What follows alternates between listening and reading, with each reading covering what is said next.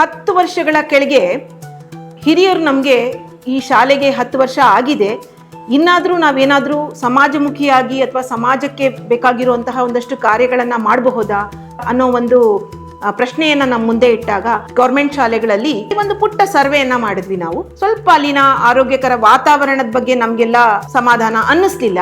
ಹಾಗಾಗಿ ಯೋಗ ಶಿಕ್ಷಣವನ್ನ ಇಲ್ಲಿ ಶುರು ಮಾಡಿದ್ರೆ ಹೇಗಪ್ಪ ಅಂತ ಅನಿಸಿ ಮೊದಲಿಗೆ 2 ಶಾಲೆಗಳಲ್ಲಿ ನಾವು ಈ ಯೋಗ ಶಿಕ್ಷಣವನ್ನ ಶುರು ಮಾಡಿದ್ವಿ. ಇದು ಹಂತ ಹಂತವಾಗಿ ಬೆಳೆದು ನಮ್ಮ ಸುಮಾರು 10-12 ರಾಷ್ಟ್ರೋತ್ಥಾನ CBSE ಶಾಲೆಗಳಲ್ಲಿ ಈ ತರಹದ ಒಂದು ಕಾರ್ಯಕ್ರಮ ಈಗ ಹೆಚ್ಚಾಗಿದೆ. ಇವತ್ತಿನ ದಿನಕ್ಕೆ ನಾನು ಹೇಳೋದಾದ್ರೆ ಸುಮಾರು 60 ಶಾಲೆಗಳಲ್ಲಿ ನಾವು ಈ ರೀತಿಯ ಉಚಿತ ಯೋಗ ತರಬೇತಿಗಳನ್ನು ಮಕ್ಕಳಿಗೆ ನೀಡ್ತಾ ಇದ್ದೀವಿ.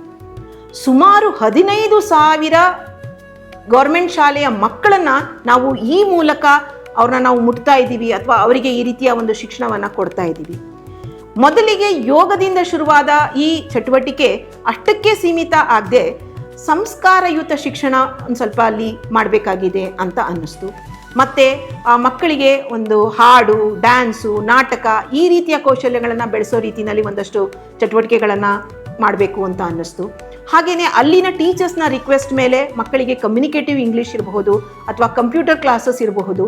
ಹೀಗೆ ಹಲವಾರು ಚಟುವಟಿಕೆಗಳನ್ನು ಜೋಡಿಸ್ಕೊಂಡು ಈಗ ಒಟ್ಟಾರೆ ಸುಮಾರು 60 ಶಾಲೆಗಳಲ್ಲಿ ಈ ಎಲ್ಲ ಚಟುವಟಿಕೆಗಳು ಸತತವಾಗಿ ನಡ್ಕೊಂಡು ಬರ್ತಾ ಇದೆ. ನಮ್ಮ ಎಲ್ಲ ರಾಷ್ಟ್ರೋತ್ಥಾನ ಶಾಲೆಗಳಲ್ಲಿ ನಾವೊಂದಷ್ಟು ಆಚರಣೆಗಳನ್ನು ಇಟ್ಕೊಂಡಿದ್ದೀವಿ. ಇದಕ್ಕೆ ಉದಾಹರಣೆಗಳು ನಾನು ಹೇಳೋದಾದ್ರೆ ಗಣೇಶೋತ್ಸವ ಇರಬಹುದು, ರಥಸಪ್ತಮಿ ಇರಬಹುದು, ಇಂಟರ್ನ್ಯಾಷನಲ್ ಡೇ ಆಫ್ ಯೋಗ ಇರಬಹುದು, ಅಥವಾ ವಸಂತ ಪಂಚಮಿ ಇರಬಹುದು, ಇನ್ನು ಸ್ವಾಮಿ ವಿವೇಕಾನಂದರ ಜಯಂತಿ ಇರಬಹುದು, ಮತ್ತೆ ರಕ್ಷಾಬಂಧನ ಇರಬಹುದು. ಹೀಗೆ ಹಲವಾರು ಚಟುವಟಿಕೆಗಳನ್ನು ನಾವು ಈ ಮಕ್ಕಳನ್ನ, ಅಲ್ಲಿನ ಶಿಕ್ಷಕರನ್ನ ಇನ್ವಾಲ್ವ್ ಮಾಡಿಕೊಂಡು ಮಾಡ್ತಾ ಇದ್ದೀವಿ. ಈ ಎಲ್ಲ ಚಟುವಟಿಕೆಗಳನ್ನು ನಾವು ಮಾಡ್ತಾ ಇದ್ದೀವಲ್ಲ, ಹಾಗಾಗಿ ಇದರದ್ದು ಏನಾದರೂ ಪ್ರಭಾವ ಇದೆಯಾ ಈ ಮಕ್ಕಳ ಮೇಲೆ ಅಂತ ನಮಗೆಲ್ಲ ಅನಿಸುತ್ತೆ. ನಾವು 10 ವರ್ಷಗಳ ಕೆಳಗೆ ನೋಡಿದಾಗ ಆ ಶಾಲೆಯ ವಾತಾವರಣ ಇರಬಹುದು, ಅಲ್ಲಿನ ಶಿಕ್ಷಕರ ಮನಸ್ಥಿತಿ ಇರಬಹುದು, ಅಥವಾ ಆ ಮಕ್ಕಳ ಒಂದು ಆಟಿಟ್ಯೂಡು ಅಥವಾ ಅವರ ಬಿಹೇವಿಯರ್ ಇರಬಹುದು, ಇದು ಸ್ವಲ್ಪ ವಿಚಿತ್ರವಾಗಿ ನಮಗೆ ಕಾಣಿಸ್ತು. ನಂತರದ ದಿವಸಗಳಲ್ಲಿ ನಾವು ಹೀಗೆ ಹಂತವಾಗಿ ಸಂಸ್ಕಾರಯುತ ಶಿಕ್ಷಣ, ಅವರಿಗೆ ಕಥೆಗಳಿರಬಹುದು, ರಾಮಾಯಣ ಮಹಾಭಾರತವನ್ನು ಹೇಳ್ಕೊಡೋದಿರ್ಬೋದು, ದೇಶಭಕ್ತಿ ಗೀತೆಗಳನ್ನು ಹೇಳ್ಕೊಡೋದು ಇರಬಹುದು, ಈ ಎಲ್ಲವನ್ನ ಮಾಡಿಸ್ತಾ ಮಕ್ಕಳಲ್ಲಿ ಒಂದು ರೀತಿಯ ಸುಸಂಸ್ಕೃತಿಯನ್ನು ಬೆಳೆಸ್ತಾ ಬಂದ್ವಿ ನಾವು.